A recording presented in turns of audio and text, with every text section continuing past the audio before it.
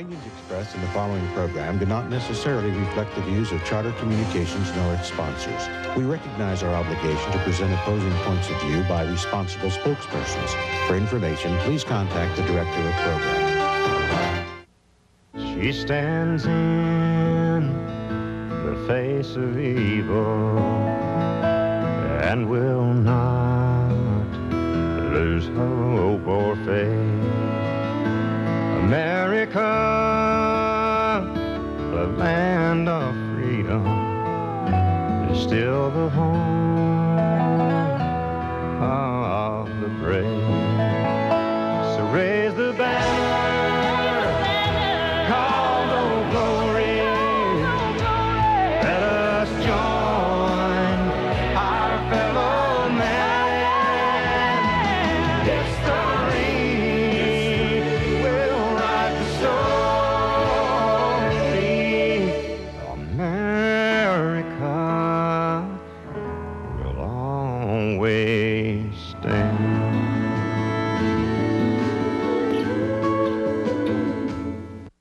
Straight Talk is brought to you in part by Southern California Edison.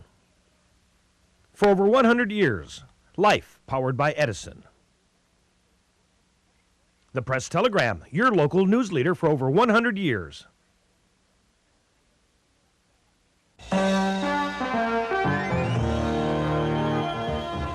Join us for tonight's edition of Straight Talk. And now your host, Art Levine. Good evening, welcome to Straight Talk. We have a great show for you tonight. Our guest for the entire show is Long Beach City Councilman Gary DeLong. Gary, welcome to Straight Talk. Thank you for the invitation. I'm glad to be here. Before we start, I want to put in a plug for our Distinguished Speaker Series. Coming up on Thursday, October 20th, Juan Williams will be at Long Beach State speaking on muzzled and political debate in America. And Gary, thank you for sponsoring this program. You're very welcome. It's a great series that you've put together. Thank you for that and for all you do for the community, Art. Thanks for that, Gary. Well, let's focus on the budget. You are the chair of the Budget Oversight Committee. We've all been reading for weeks and months about the budget deficit facing Long Beach. You were able to balance the budget, but some serious cutbacks. It was a difficult year, but let me start off with the good news. The good news is the city of Long Beach passed their budget not only on time, but we passed it a week early, and I think that's a real achievement for any legislative body in the state of California, particularly when you always hear about the state running late, not making difficult decisions. We made the difficult decisions. We made them early. Amen to that. Tell us, who took the hit? You know, and everyone took the hit. We took a proportional share this year. So we spread the cuts among public safety, police department, fire department. They weren't exempt this year, and we tried to minimize the impact on those services, as well as parks and libraries and so forth. And you were facing what, about an $18 million deficit this year? That's correct. A little more than that, but basically our expenses, labor cost, were growing faster than our revenues, and that created that $18+ million deficit. And one of the important components of the compromise, if you will, was pension reform. Speak to that. It was. As part of the agreement, the Police Officers Association very generously came forward. They didn't have to. They had a couple years left in their contract, but they came forward and they did two things. The first thing they did was they agreed to reduced pension benefits for new employees.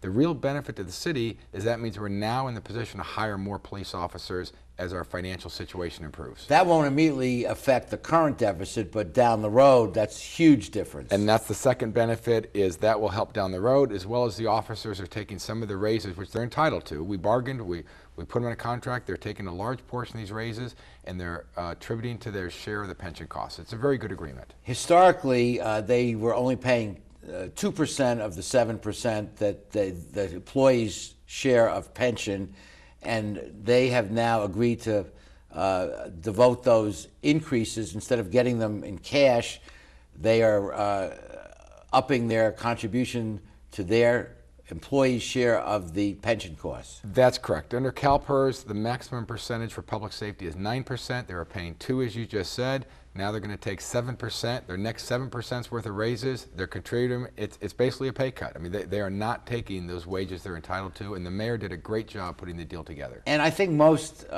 people following it feel that employees should pay the employee share. If it's 9%, they should pay the 9%. I know historically it went down to 2% because that was in lieu of getting salary increases, but that was kicking the can down the road. It was. And it's time for everyone to step up, and if the employee share is to be 7%, 9%, whatever it is, they should pay it. The city should not be picking up employee share of anything for anyone. No, you're absolutely right. And also, if you look back historically, when those arrangements were made, no one on either side could anticipate how much pension costs were going to grow in the future. And in one of the worst decisions of the Long Beach City Council about 10 years ago, when there was some extra money in PERS, they voted to increase pensions by 30%. It was an unforgivable decision. They did not get good advice. And those people who were there and voted for that should pay the political price. No, you're absolutely right, and I would like to point out that was before my time. Yes, it was. That was 10 or 11 years ago. But yeah, they increased it by 50%. It went from 2% per year of service to 3% per year of service. So an actual 50% increase. We got nothing in return. It was a bad deal. And we have hardworking and highly capable city workers, just to state for the outset. Yes. But it's unfair at a time of huge recession and unemployment and everything else to have a special class of workers who are helping out here. That's right. Well, not only is it unfair, you're right, it's unfair, but even more importantly, I think, than the equity is it's unsustainable. It's not affordable. Even if it was fair, there's absolutely no way the city could pay those pension costs 5 years, 10 years, 20 years in the future without decimating every other services. And I think it's sunk into the public consciousness that, as you say, these huge pension costs are unsustainable. Some cities have already gone bankrupt, and others are on the way to it. And we're all in this together. So let's be fair, and let's do what's economically sustainable. That's right. I mean, why would you want to live in a city, even as an employee, that says, well, I get great wages, but there's no services, there's no parks and rec programs, there's no libraries anymore, we've closed them. And that's what would happen if we don't correct course. But what about we are at the lowest level of police staffing in years. What about the threat to public safety? But let me point that out, that while you're correct, we're down in headcount, we also have record lows of crime, 37-year record lows. Yes, so we do. I think that we need to well, maybe we should cut more. No, I don't know about that. There is a point where you yes, can't cut too much. And what is that? What is that point? I think we're getting, honestly, I think we're probably getting close to that. But let's give some credit to the police chief, Chief McDonald, and his command staff. Fantastic job. They've done a great job with the resources they have. One of the things the chief does is he looks to the future and he says, what technology can I use to use a better job? Which, candidly, over a long period of time, technology is cheaper than labor. The chief is very innovative. So we have the best chief you could ask for. And let me put in a plug for the Long Beach Police Foundation. If you, as a citizen, want to help the community, help the police, get involved, make a contribution to the Long Beach Police Foundation. It's a great foundation. Okay. Well, we'll be back with more of our discussion, but first we have to pause for these messages.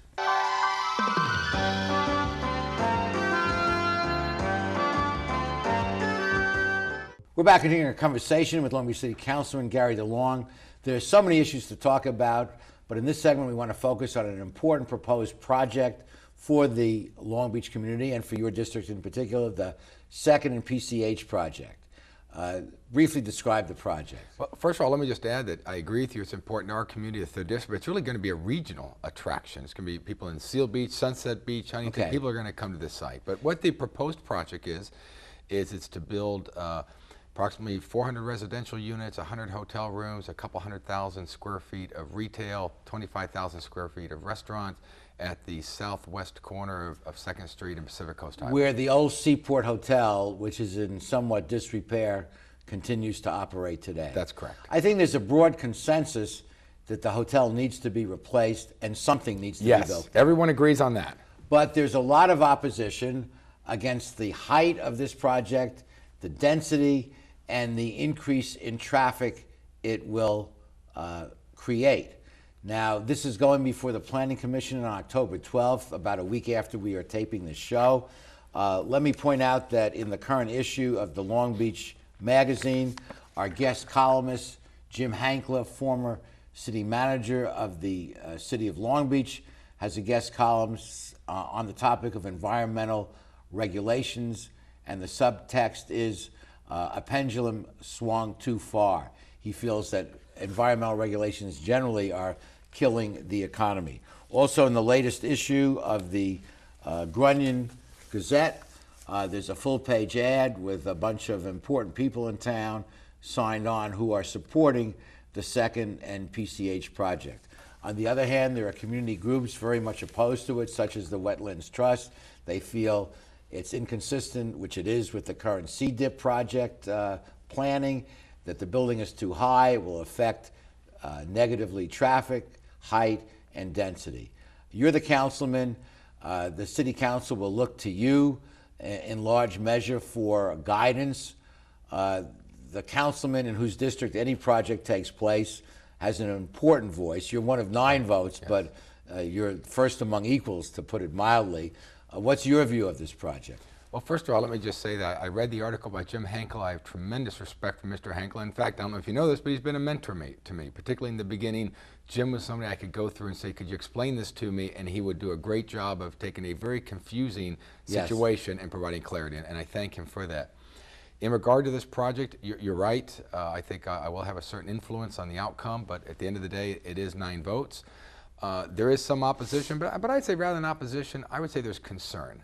There's concern that we need to make sure we get this exactly right the first time. We don't want another pike on our hands. We got to do it right. But having said that, the community clearly supports some type of development on that corner. I mean, today, what's there is not a community serving amenity. We need to activate that corner. It's just a matter of what should we do? What's the right project? But you know, they call it an iconic entrance to Long Beach. And when Mayor O'Neill was mayor, I asked her at least half a dozen times, how come the approaches and entrances to Long Beach are so ugly from every direction? Right across the street from this proposed project, there are oil wells. There's no landscaping that could easily shade that from view, those ugly operating oil wells. The trees and grass hasn't been cut in years. It's a disgrace. And no matter where you come into Long Beach, it's ugly. For a few bucks, we could really fix up the entrances and have some pride as people enter our city. We don't need, I'm not saying this is a reason to oppose it, but we don't need a $100 million or $200 million project to make a nice entrance. Just mow some grass.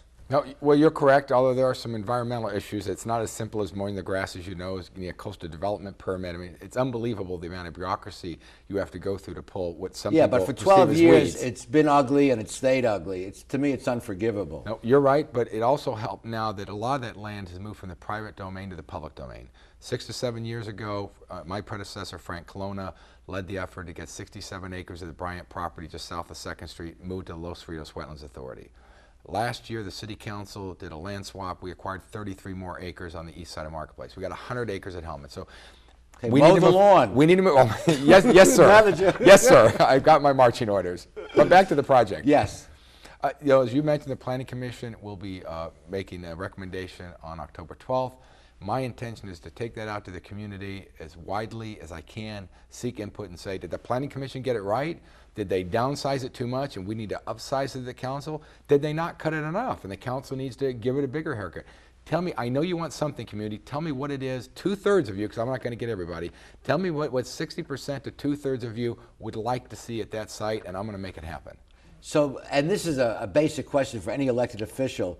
Is it your job to reflect the view of the community, or is it your job to lead and give your own input and say, this is the way it should be? You know, it's both. When you talk about financial, you talk about pension reform, you talk about balancing the budget, I don't need to go out to the community to figure out how to do that. They've elected me to figure it out, and I've got a plan, I'll implement it.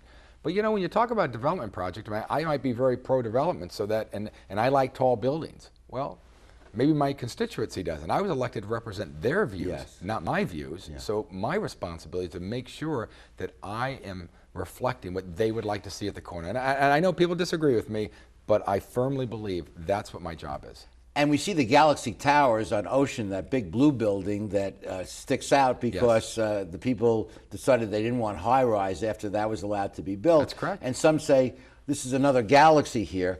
But on the other hand, it's a different type of location. There is no residential right around it, so maybe that's an unfair comparison. Well, and I agree. I think that's an unfair comparison. Yet, I do understand the concern of someone saying, well, if you have a 12-story building here, then what happens across the street at Marketplace, right, down there? What happens opens the floodgates for huge... Potentially. Maybe yes, maybe no, but I think it's a valid concern that needs to be addressed.